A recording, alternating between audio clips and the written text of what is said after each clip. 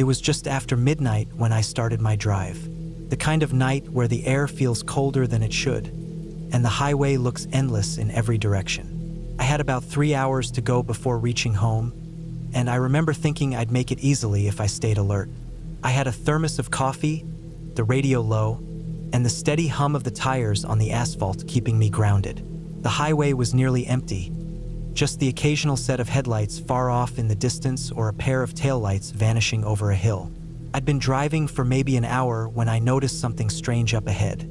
It was a car, parked on the shoulder with its hazard lights flashing. That wasn't unusual on a long highway like this, but what caught my attention was that it was parked halfway into the lane, not fully off to the side. It made me slow down automatically. I flicked on my blinker and moved into the left lane as I got closer, expecting to see someone standing outside it with a phone or waving for help. But there was no one. The car was an older silver sedan, the kind you see everywhere, but the front bumper was missing, and the hood looked slightly dented. As I passed, my headlights caught the driver's side door. It was wide open, no one inside, no movement around it, just the hazard lights blinking steadily in the dark, flashing orange across the road like a slow heartbeat. It gave me a weird feeling, but I kept going. I told myself someone probably walked to get help. Still, the sight of that empty car stuck in my head for the next several miles. Something about it felt off. About 15 minutes later, I noticed a faint glow in my rearview mirror. Headlights. They were distant at first, but I kept glancing back every few seconds. I figured it was just another driver catching up. But the strange part was how quickly those lights were gaining on me. I was going around 70 steady, and whoever was behind me was coming up fast. Within a minute, they were right behind me, close enough that their high beams filled my cab with blinding white light. I couldn't see the road clearly in front of me anymore. I tapped the brakes lightly to warn them off, but they didn't back away. They stayed right there, almost touching my bumper. The first thought that went through my head was road rage. Maybe I'd done something earlier without realizing it. I tried moving into the right lane to let them pass, but instead of passing, they moved with me, staying directly behind. That made my stomach tighten. For the next few miles, I tried to focus on the road, but the light in my mirrors was constant, washing out everything else. It didn't matter if I slowed down or sped up. They matched me perfectly. My hands were tight on the wheel, palms sweating a little. I kept waiting for them to back off to finally go around, but they didn't. Then, all of a sudden, they swerved into the left lane and came up alongside me. I glanced over and could barely make out the shape of the car. It looked like the same silver sedan I'd seen earlier. My heart dropped a little at that. The passenger window was down, but I couldn't see anyone clearly inside, just shadows moving. They stayed beside me for a few seconds, then slowed down again and got behind me once more, closer than before. I didn't know what they wanted. I checked my phone, but there was no service in that stretch of highway. I thought about pulling over, but that didn't feel safe either, not with them right behind me. I figured I'd keep driving until I reached the next exit or gas station. The next few minutes felt endless. Every curve, every stretch of dark road, that car followed. I could feel my heart pounding. Then, without warning, they turned off their headlights completely. 1 second the glare was there, the next it was total darkness behind me. I couldn't even tell if they were still there. I kept checking the mirror, squinting into the dark. I didn't see anything, but my instincts told me they hadn't gone anywhere. The road ahead dipped slightly, and as my headlights swept over the curve, I saw a road sign. Rest area, 1 mile. That was the first bit of relief I'd felt in a while. I decided that's where I'd go. As I neared the exit, I saw the faint glow of the rest area lights up ahead. It wasn't much, just a few lamps in the parking lot, a vending machine area, and a couple of parked trucks. I slowed down, flicked on my blinker, and took the ramp. Halfway down the exit, I glanced in the mirror again and saw the silver car following me down the ramp. No headlights, just the faint reflection of mine bouncing off its hood. My throat tightened. The rest area was almost empty. A single truck idling in the far corner and an SUV parked by the bathrooms. I pulled in fast and parked near the vending area under the brightest light I could find. I left the engine running, The silver car rolled in a few seconds later and stopped at the far end of the lot, maybe 100 feet away. No one got out. I watched it for a full minute. The engine was running. I could see faint exhaust, but there was no movement inside. I could just barely make out the outline of the driver. They were sitting completely still, facing straight ahead, not even turning toward me.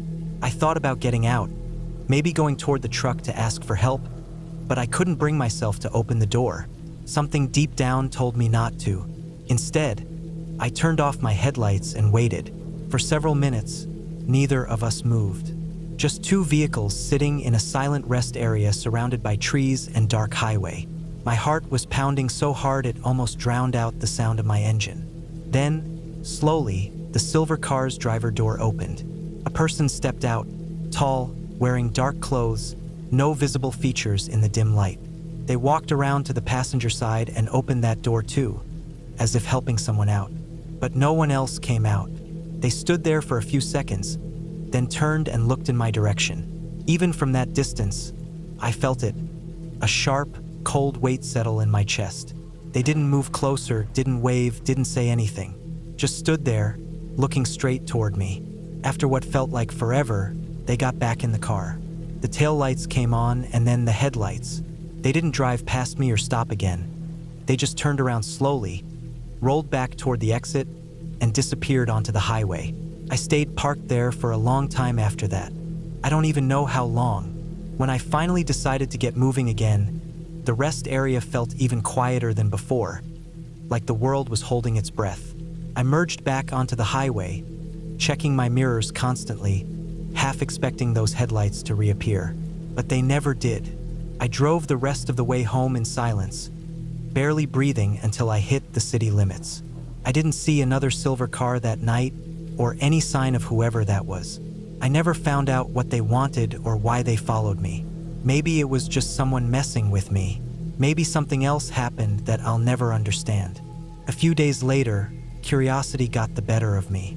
I searched for any reports of that abandoned car I'd seen earlier. I found a small mention buried in local news. Someone had reported an empty vehicle left on the shoulder of the highway, engines still running. When the state troopers arrived, it was gone. No one ever came forward about it. Sometimes, when I drive late at night, I still think about that car. The open door, the flashing hazards, and how it somehow ended up behind me hours later. I try to tell myself it was a coincidence, maybe even a trick of exhaustion. But every time I pass an empty car on the shoulder, I get that same feeling again. The one that crawls slowly up your back and reminds you that the road can hide things you'll never fully understand. I've been driving highways for years since then, and nothing else has scared me quite the same way. It wasn't what happened that night. It was what didn't. The silence, the way that car followed me without a reason. The person standing under those weak yellow lights with no expression, no sign of intent. I learned that night that danger on the highway doesn't always come with screeching tires or flashing lights. Sometimes it's quiet. Sometimes it follows you without ever touching your bumper. And sometimes it just wants you to know that it's there watching until it decides to disappear back into the dark. When I pass that stretch of road now, I can still picture the silver car on the shoulder, the door hanging open, the empty seat inside catching the reflection of my headlights. It's been years, but every time I see one parked like that, I keep my eyes forward and my speed steady, because I know better than to slow down. The road keeps its secrets, and that night, I was lucky enough to keep driving away from one of them. I was driving home late one night after a long shift. It was close to 2 in the morning, and the highway was mostly empty, just an endless stretch of dark pavement and distant headlights now and then. I'd taken this same route hundreds of times before, and it always looked the same. Long, straight roads cutting through fields and patches of forest, the kind of drive where your mind drifts if you're not careful. The air was cool, the kind of quiet cold that settles deep in your bones, and the yellow lines flashing under my headlights felt almost hypnotic. I had about an hour left to go. My eyes were heavy from staring at the road for too long, and I remember thinking about pulling into a rest stop to stretch my legs. But I kept telling myself I could make it home if I just focused. I rolled down the window for a bit of fresh air, let the cold wind sting my face, and turned down the radio so I could hear the hum of the tires. The sound of the wind against the mirrors filled the cab. The stretch I was on was one of those rural highways that felt like it cut through nowhere. No gas stations, no towns, just black trees on both sides and the occasional green exit sign glowing faintly. It was calm at first, almost too calm, until I noticed something odd up ahead. About half a mile away, there were flashing lights on the shoulder. I slowed a little, thinking it might be a police stop or maybe someone broken down. As I got closer, I realized it wasn't the blue and red of a cruiser. It was the white hazard blinkers of a car. They were dim, flickering unevenly, like the battery was dying. When I passed, I glanced over and saw a small sedan pulled halfway into the grass. Its driver's door was open, and the inside light was on, glowing pale yellow against the dark. But I didn't see anyone. No one standing outside, no one sitting behind the wheel. The headlights were off, the engine wasn't running, and the car looked like it had been there a while. I didn't think much of it at first. Maybe they'd walked to get help or were waiting somewhere nearby. But something about the open door bothered me. I kept driving, but my mind kept circling back to it. It's strange how the smallest things can get under your skin when you're alone on a dark road. A few minutes later, I saw something again, farther up, near another curve in the highway. At first, I thought my eyes were playing tricks on me, but as I got closer, I realized it was another car. Same model, same color, silver or gray, parked on the shoulder with its hazard lights flashing. This one was facing the opposite direction, like it had turned around. The driver's door was open again, and the interior light was on. That made my stomach tighten. Two of the same kind of car, both left running hazards, both doors open, both empty, within 10 minutes of each other. That didn't feel like a coincidence. I started to feel that tight pull in my chest, the kind you get when your instincts tell you something isn't right. I eased off the gas, checking my mirrors. The road behind me was dark and empty. I couldn't see any headlights. Ahead, just the faint beam of my lights on the pavement and the trees rushing past on both sides. I told myself to just keep going. But about 10 minutes later, my headlights caught movement on the side of the road. At first, it looked like a deer standing near the shoulder, but as I got closer, I realized it wasn't. It was a person. They were standing near the edge of the highway, facing the woods, not the road. They were wearing dark clothes, and I could barely see their outline until I was right beside them. Their arms were stiff at their sides, head tilted slightly down. I passed them in a second, but something about that posture, completely still, facing away, sent a chill through me that didn't fade even after they were gone from my mirror.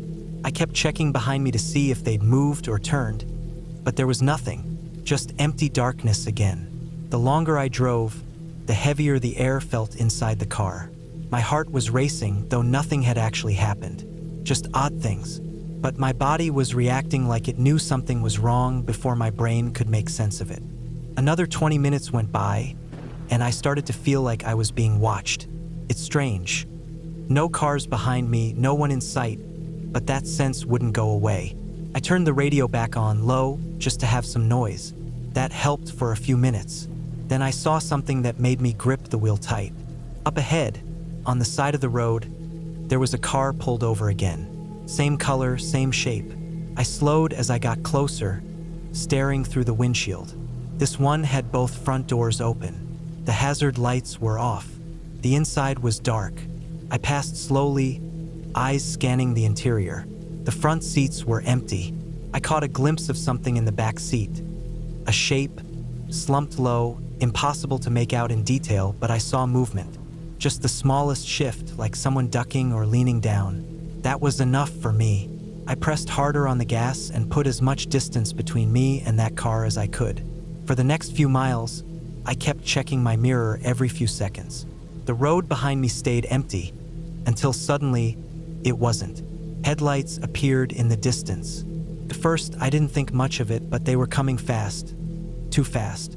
I was going 75 now, and those lights were closing in. Within less than a minute, they were behind me, bright and close. My first thought was that it had to be one of those cars from the side of the road. The beam of their headlights cut through my back window, filling the car with white glare. I moved into the right lane, hoping they'd pass, but they didn't. They stayed behind me, perfectly matching my speed. I felt the panic rise again. I sped up. They sped up. I slowed down. They slowed down. No matter what I did, they stayed right there. I kept driving like that for maybe 10 miles, too afraid to pull over, too unsure to call for help since there was no service out here anyway.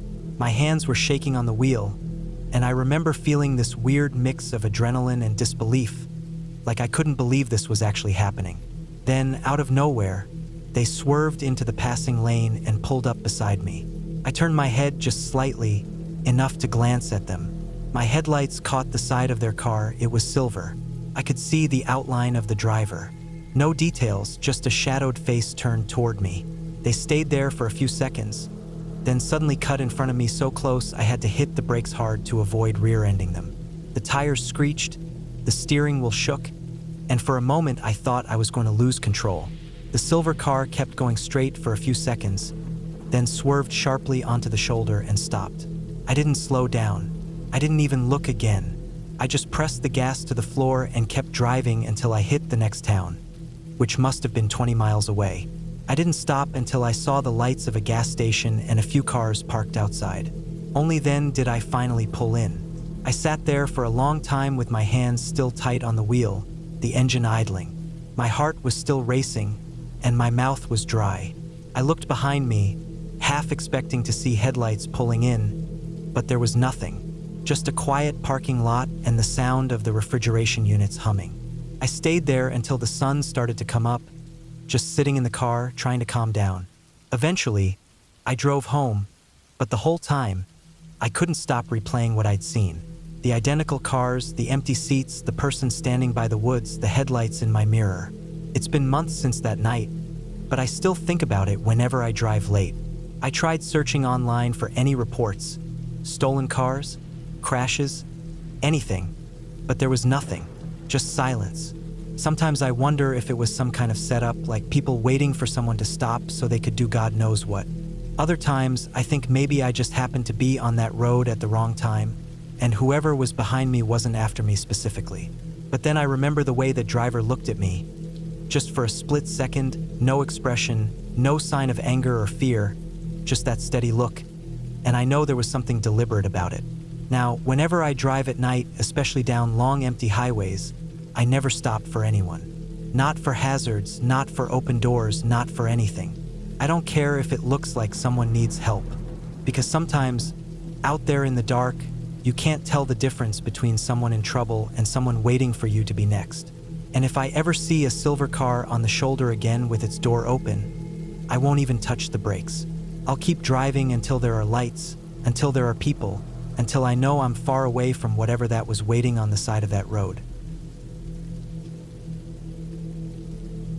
I've been driving trucks for nearly 20 years now, long enough that the road feels more like home than anywhere else. You see a lot out here.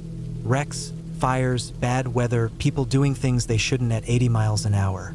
You learn to keep your eyes moving, stay focused, and accept that some things are just part of the job. But there's one thing I saw that I still can't shake. Something that replayed in my head so many nights that I've pulled over on empty stretches of road just to breathe. It was late autumn, maybe around 3:30 in the morning. I was running a long haul through the Midwest, flat highway, barely any traffic, the kind of drive where your mind drifts if you're not careful. The air outside was cold, the kind that turns your breath to fog when you crack the window. Inside the cab, it was warm and quiet, the low rumble of the engine humming through the floor. I'd been driving for hours without seeing another vehicle except the occasional car in the opposite lane. The road was black and endless under my headlights, with the faint white glow of reflectors flicking by one after another. Up ahead, I could see an overpass, a concrete bridge crossing the interstate, nothing special. I passed hundreds like it, but even from a distance, something looked off about it.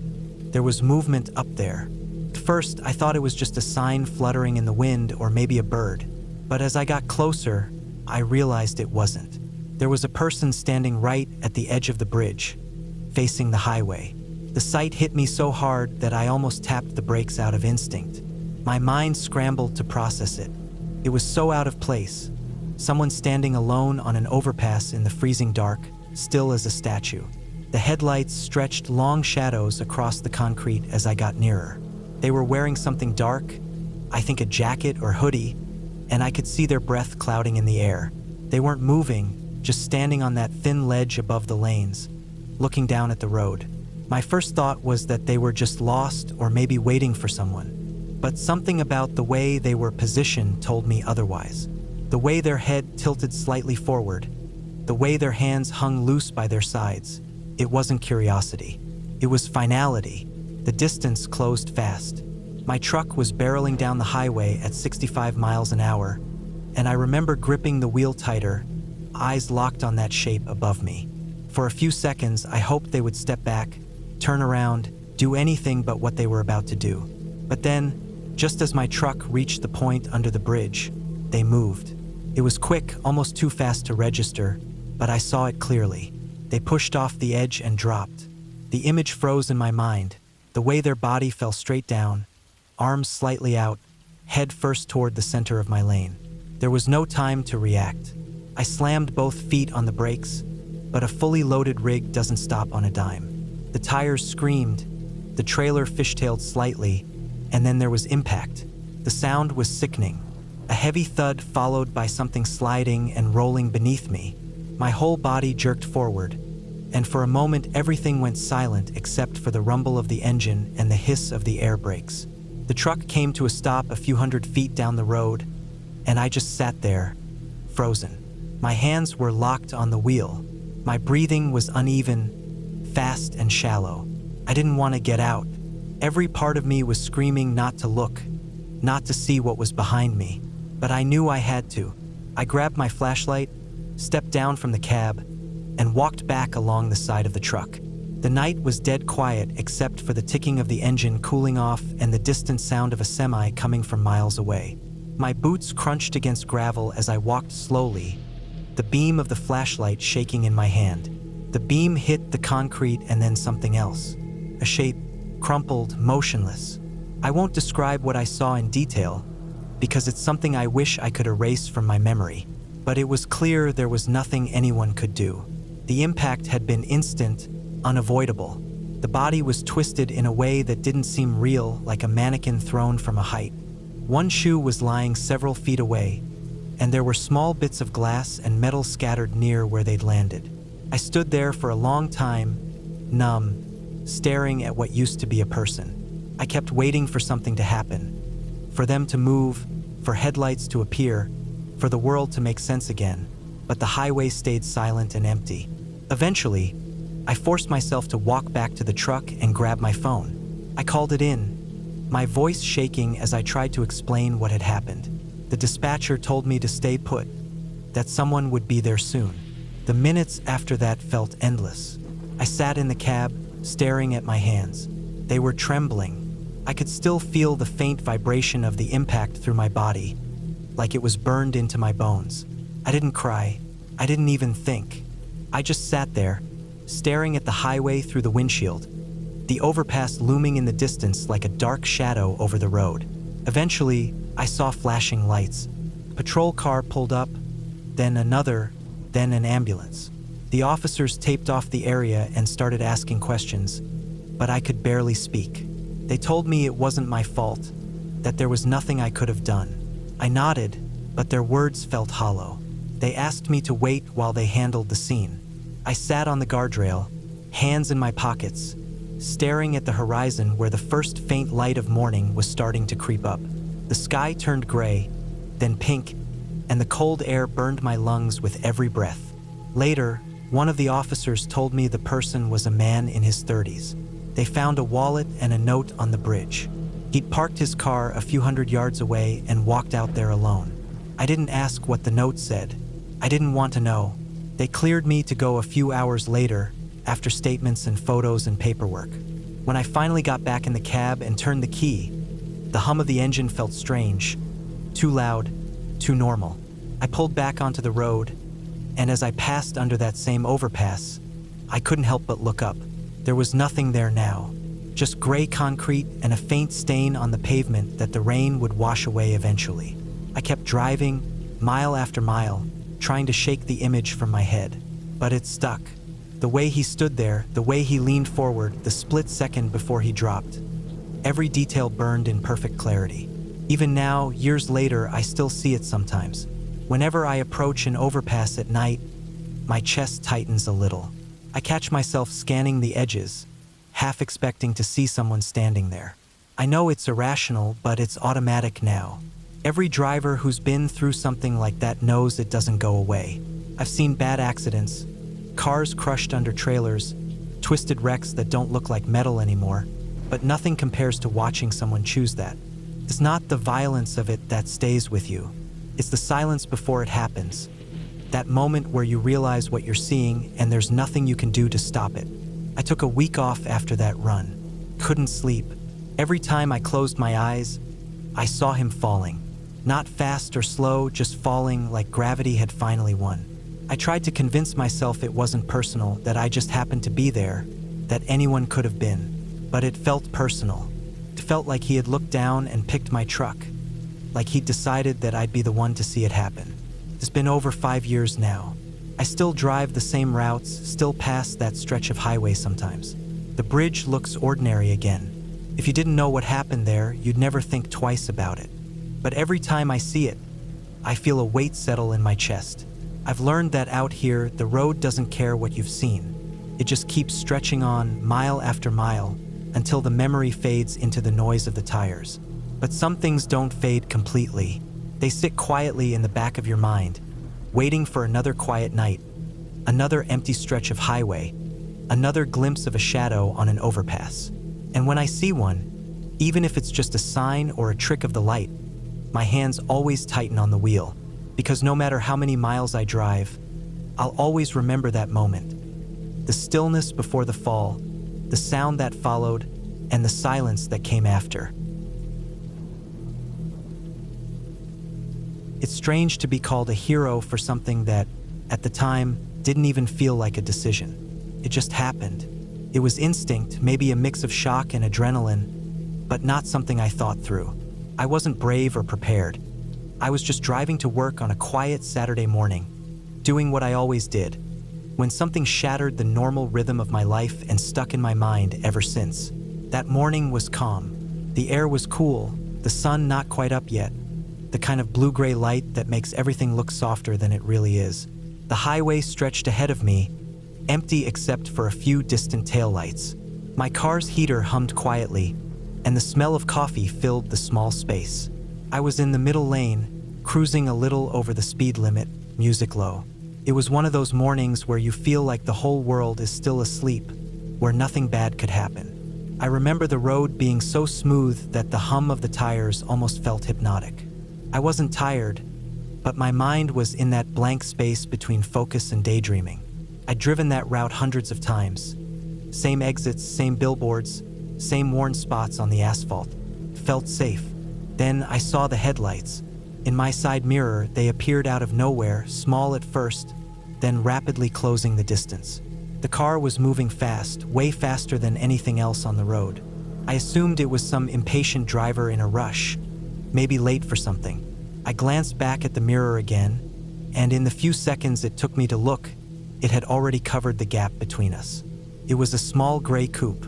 Came up on my left side and started passing. Out of habit, I looked over, and that's when I saw her. In the back seat, a woman was pressed against the window. Her face was pale and desperate, her hands pounding on the glass. It wasn't just movement, it was panic. She was screaming, though I couldn't hear a sound through the thick layer of glass and the rush of air. Her eyes were locked forward, then darted toward me as I stared.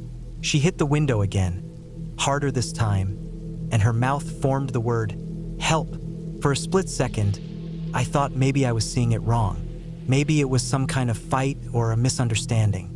But then I saw the driver's arm swing back, his elbow jerking violently. She flinched, fell out of sight, then reappeared, still fighting. That's when the calm morning shattered. I hit the gas, my heart hammering.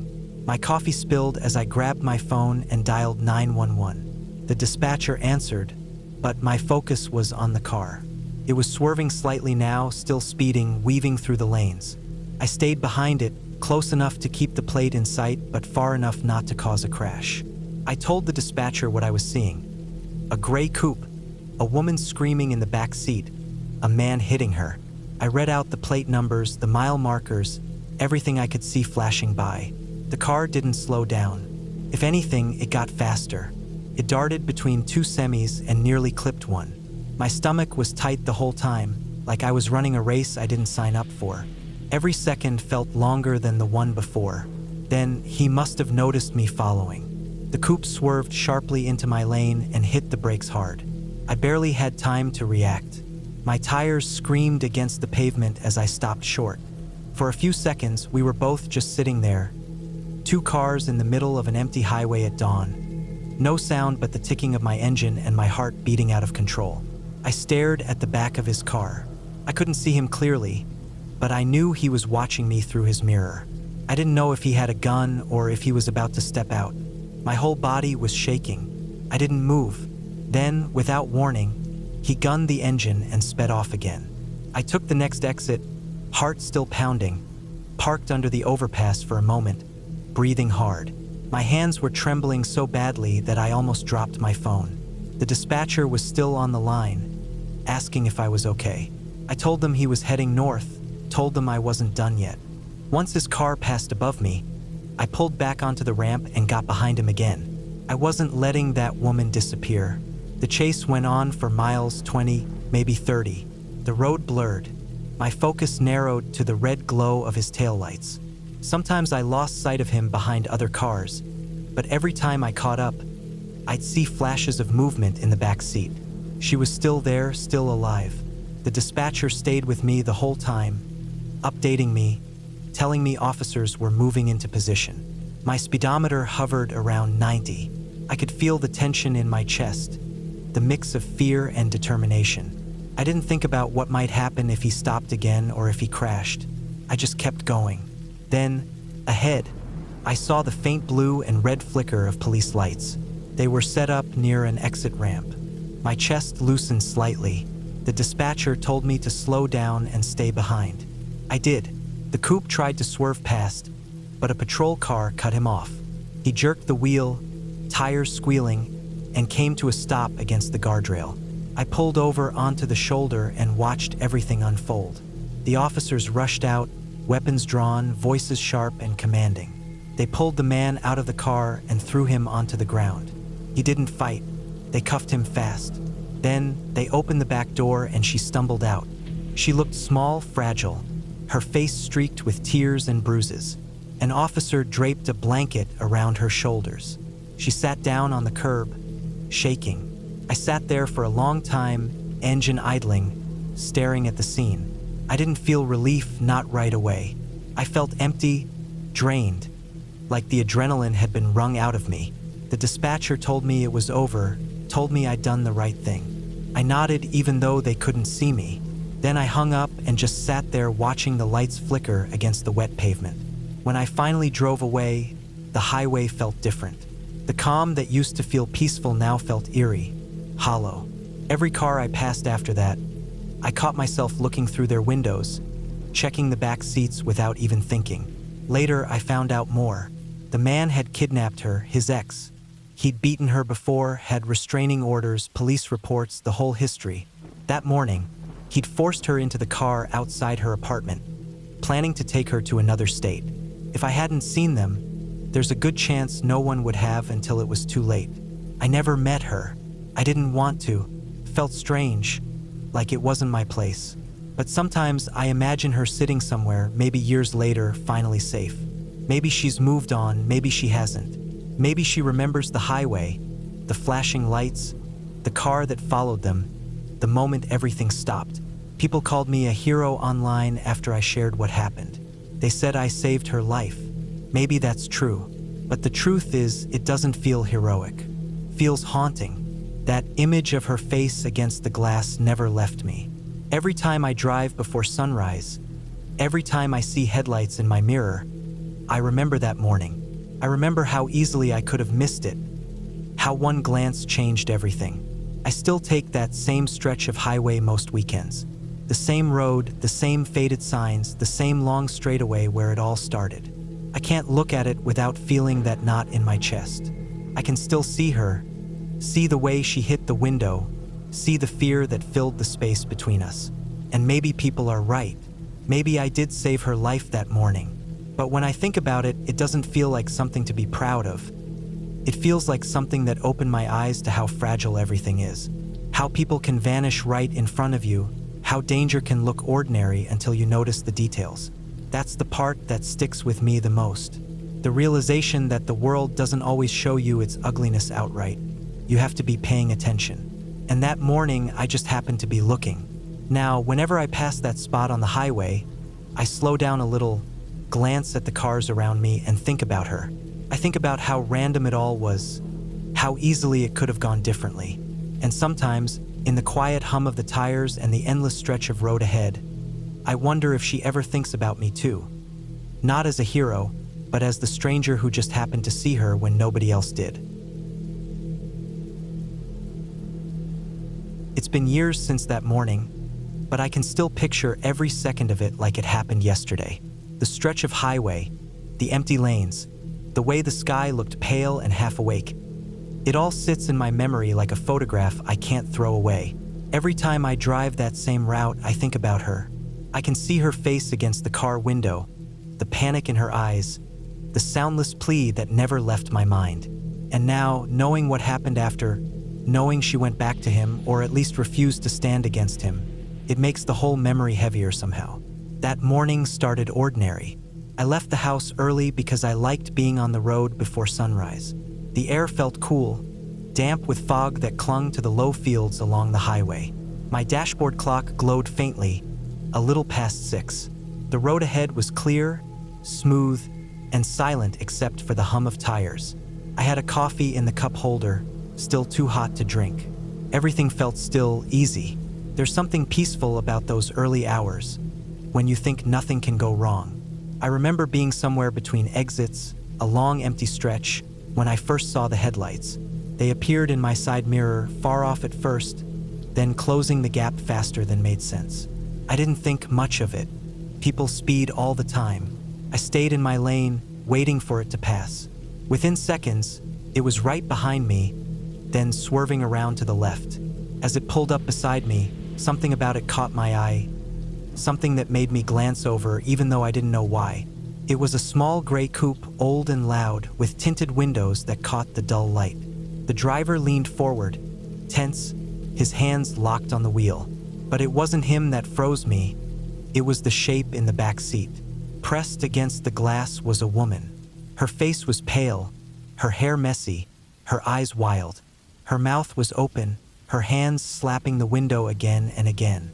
She wasn't waving, she was begging. Her palms hit the glass with desperate force. I saw her lips form the word help. My stomach dropped. It was one of those moments that don't feel real, like your brain doesn't want to believe what you're seeing. But she kept pounding on the glass, and then I saw the driver's arm swing back toward her. That was when instinct took over. I hit the gas and followed. My hands shook against the steering wheel, but I stayed right behind them. The car weaved through lanes, going faster and faster, but I matched its speed. I didn't even think about what I'd do next. I just knew I couldn't let that car vanish. I called 911 with one hand while keeping the other tight on the wheel. I tried to keep my voice calm, told them what I saw. A small gray coupe, a woman in the back, screaming, being hit. I read the plate number, the direction, the exit signs flashing past. The dispatcher kept asking where I was, but everything felt like a blur. The car ahead swerved again, nearly clipping a semi. Then, suddenly, the driver must have realized I was following. The coupe jerked into my lane and slammed on the brakes. My tires screeched as I slammed mine too, heart hammering so loud I could hear it. For a few seconds, we were just sitting there, stopped in the middle of the highway, facing each other through the thin gap of dawn fog. I stared at the back of his car, frozen. I didn't know if he was about to step out, if he had a gun, or what he was capable of. Then, just as fast, he sped off again, engine roaring. I swerved around him, took the next exit, and waited under the overpass. My hands were shaking, adrenaline burning through me. I kept the dispatcher on the line, updating them. As soon as the car passed overhead, I got back on the ramp and rejoined the highway, keeping a few lengths behind. For the next 30 miles, it felt like a nightmare stretched across concrete and yellow lines. The car darted through traffic, cutting people off, pushing 80, 90, sometimes more. I stayed on him, my phone still pressed to my ear, repeating landmarks, mile markers, anything that might help. The dispatcher said police were getting into position, but I could barely hear them over my own pulse. Every few minutes, I'd see her silhouette again in the back seat. She was still there, still moving, still alive. It was the only thing that kept me from slowing down. Then, far ahead, I saw flashing lights appear near an overpass. Patrol cars had pulled onto the shoulder. The dispatcher told me to slow down, stay back. I did. The coupe hit its brakes too, then swerved, trying to escape, but it was too late. A cruiser boxed him in, another closed from behind, and his tires screamed as he came to a stop. I watched as officers jumped out, weapons drawn. They pulled the man from the car, forced him to the ground, cuffed him, and dragged him away. The back door opened, and she stepped out. Her body looked weak, like she could barely stand. She had bruises down one side of her face, her hair tangled. They wrapped her in a blanket, sat her down on the curb. Even from my car, I could see she was crying. I stayed there for a long time, parked a few hundred feet away. I didn't want to interfere. The dispatcher thanked me, said I did the right thing. I didn't feel right, though. I felt drained, shaky, like the world had slowed down. I just sat there watching the scene, the flashing lights, the chaos, the noise, and tried to catch my breath. Later that day, when I finally calmed down enough to think, I realized how close it had all been. If I hadn't looked at that car, if I'd left my house a few minutes later, that woman might have disappeared without anyone ever knowing. It haunted me for a while. I couldn't stop replaying it in my head. The look on her face, the way she hit the glass, the moment she disappeared from view when he struck her. Weeks passed, then months. Eventually, I found out what happened through a follow-up report. The man had a history of violence. It wasn't the first time he'd hurt her. They'd been together for years, and she'd tried to leave before. Every time, he found his way back to her. He'd been arrested before, too, but she never pressed charges. At first, I thought maybe this time would be different. Maybe the look in her eyes that morning, the fear, the desperation, would be enough for her to break free. But I was wrong. A few months later, someone I knew from the sheriff's office told me she was refusing to testify, that she said she didn't remember what happened clearly, that she wanted to move on. It didn't make sense to me. How could she go through something like that, survive it, and still protect him? But that's how it goes, they said. That's what happens when someone's trapped in that kind of cycle. I thought about her a lot after that. I still do. Sometimes when I'm driving that same stretch of road, I imagine her sitting somewhere, maybe in some small apartment, maybe back with him, I don't even know. Maybe she tells herself it won't happen again. Maybe she believes it. There's something deeply unsettling about realizing you can't save someone from what they're used to. You can step in once, you can help for a moment, but if they go back, there's nothing you can do. That's the part that sticks with me the most. Not the chase, not the fear, not the sirens, but the silence after. The knowledge that she might still be living in that same fear, still stuck in that same loop. Whenever I pass through that stretch of highway, I remember that morning, the gray light, the quiet, the empty lanes, and I feel that same cold pit in my stomach. It's like the road holds a memory I can't scrub away. I still glance at every car that passes, still check the windows, just in case. But I've never seen anything like that again. I guess the scariest part isn't what happened that day. It's knowing that sometimes, even after everything, people stay where the danger is. That woman was rescued, she survived, she was given another chance, and she went back. That's the kind of thing that makes the world feel a little darker. The highway looks the same now, calm, quiet, endless. But I can't drive it without remembering that small gray car, that pounding on the glass, and that face that looked like it had already given up on being saved. And maybe she's still out there, pretending everything's fine. Maybe she thinks she's safe again. But I know what I saw that morning. I know what he's capable of. Every time I think about it, the same thought runs through my head. How fragile it all is. How close someone can come to escaping only to end up back where they started. And that, more than anything, is what makes that morning stay with me. Not the speed, not the sirens, not the fear. It's the silence that came after. The silence of knowing that sometimes, no matter how much you try, you can't pull someone out of the dark if they've been taught to live there.